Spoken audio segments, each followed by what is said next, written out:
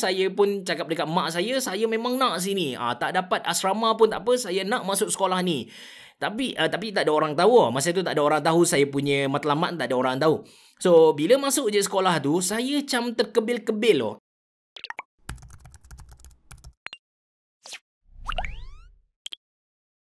Assalamualaikum warahmatullahi wabarakatuh. Selamat datang ke channel Ashraf Jeffrey, yang mana dekat channel ni saya just nak kongsikan pengalaman dan juga pendapat peribadi saya. Kali ni saya tak nak kongsikan dengan anda tentang Jepun. Sebaliknya saya nak kongsikan pengalaman sekolah menengah saya. Saya dari sekolah budak lelaki sahaja, sekolah kebangsaan Sultan Ismail 1 ada dekat Kota Baru, and semua lelaki kecuali cikgu-cikgu dan juga tukang kebun, akak apa kita cakap, akak kantin kan.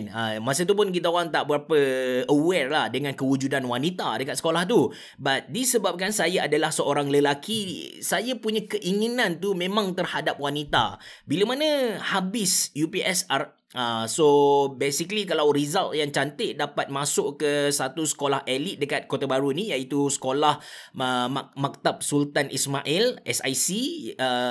Cuma saya dapat 4A 1B. So saya tak dapat masuk sekolah tu, saya kena pergi ke sekolah biasa. Tapi saya tak nak, saya cuba apply ma'had tahfiz dekat sini, tapi kena hafal beberapa surah. Saya gagal buat benda tu. Saya pun minta sekolah menengah kebangsaan agama, which is ketika tu saya pilih sekolah menengah kebangsaan agama Falahiyah. Saya tak tahu sebarang apa-apa info tentang sekolah tu, tapi saya tahu sekolah ni lagi bagus dari sekolah biasa yang saya kena pergi tu. Cuma kena pergi ambil peperiksaan. So bila pergi ambil peperiksaan tu, saya ambil peperiksaan dekat sekolah menengah kebangsaan agama Naim Lil Banat, which is sekolah perempuan sahaja. Pergi dekat situ, kita nampak lah, ramainya budak-budak perempuan yang pakai tudung-tudung labuh. And memang saya suka perempuan yang pakai tudung labuh.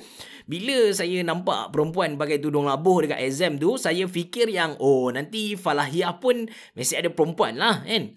Saya pun terus decide bila dapat je invitation untuk masuk ke sekolah menengah kebangsaan agama Falahiyah tu, tak fikir panjang, saya pun cakap dekat mak saya memang nak sini. Tak dapat asrama pun tak apa, saya nak masuk sekolah ni.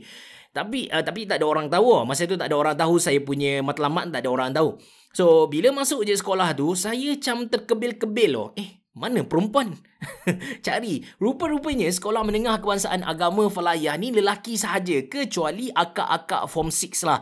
And masa tu baru saya sedar, and saya lost. Saya tak tahu kenapa saya masuk sekolah tu. Which is sebenarnya sekolah menengah kebangsaan agama Falahiyah ni sekolah yang sangat bagus lah. Cuma tu tak ada perempuan, sangat sedih lah ketika tu. Saya lost, memang tak tahu nak buat apa. Belajar pun macam tak tahu. Yelah, kita macam budak lagi ketika tu. Form 1 kot, tak tahu apa-apa kan. And masa form 2, kakak saya dapat beasiswa pergi ke Island. And masa tu kakak saya dah pergi ke Island kot, saya pun dah tak ingat. Lepas tu abang saya pun dapat benda yang sama, medical, sambung dekat Island. Masa tu saya macam dapat lah big why, orang kata, kenapa aku kena belajar. And saya pun belajar rajin-rajin. Dari kelas terakhir, saya berada di kelas yang terakhir, tingkatan 1, saya naik ke kelas ketiga. Dari kelas ketiga, form 3 tu saya naik ke kelas yang pertama. Alhamdulillah, PMR saya dapat 8A 1B. B ialah bahasa Arab. Bahasa Arab saya B. Actually saya ada confidence yang bahasa Arab saya A tapi saya dapat B, sedih juga. Dan masa form 4 tu saya rasa sebab budaya di sekolah menengah, saya tak pasti sekolah lain macam mana, tapi ketika itu di sekolah saya, ketika itu form 4 adalah tahun honeymoon. Semua orang tak nak belajar. Masa cikgu masuk pun ada yang lompat kelas, pergi ke lompat pagar, keluar kelas, tak belajar dan sebagainya. Saya nampak benda ni, culture ni, dia tak membantu saya untuk saya dapatkan beasiswa nanti saya lepas SPM. And Alhamdulillah saya dapat offer ke sekolah menengah sains Kuala Terengganu, dekat Kuala Terengganu.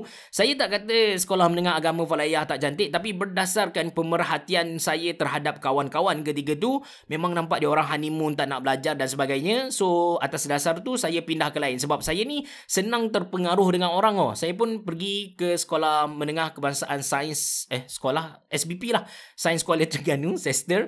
Pergi dekat situ saya memang belajar gila-gila. Gila-gila belajar punya. Tidur pukul 3 pagi. Tingkatan 4 saya dah cover banyak subjek tingkatan 5.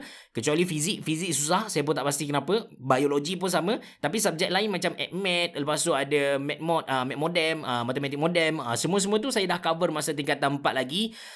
Dan masa tingkatan 5 saya dah kurang sikit belajar. Saya fokus kepada aktiviti luar, which is saya adalah pemenang pidato kebangsaan, pemenang pidato diraja kebangsaan Malaysia tahun 2006. Saya juga adalah forum, saya masuk forum peringkat negeri Terengganu. Saya adalah orang yang kita cakap panel yang terbaik ketika tu. Saya juga ada, senang cerita, apa-apa yang bercakap saya berada di hadapan lah. Even walaupun saya orang Kelantan, bila Terengganu ada event besar yang melibatkan sekolah-sekolah, saya akan dipanggil untuk jadi MC lah. And memang enjoy sekolah, saya enjoy. Cuma sebenarnya untuk video kali ni saya nak highlight tentang kenapa saya masuk Sekolah Menengah Kebangsaan Agama Falayah lah. Sekolah tu sekarang saya tak pasti macam mana, tapi sekolah tu betul-betul mendidik saya jadi seorang manusia. Kalau anda nampak ilmu agama yang saya ada sekarang, yang banyak-banyak tu semua, tak adalah banyak sangat, tapi basic-basic agama tu semua berasal dari Sekolah Menengah Kebangsaan Agama Falayah lah.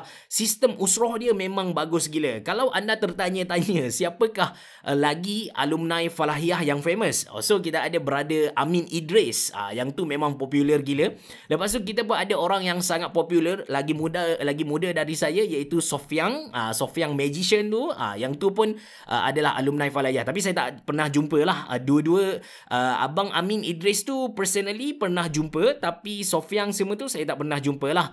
So itu saja untuk video kali ni. Saya tak tahu apa message yang ada, but itu adalah cerita peribadi saya. Terima kasih kerana menonton. Merhaba. Jumpa lagi.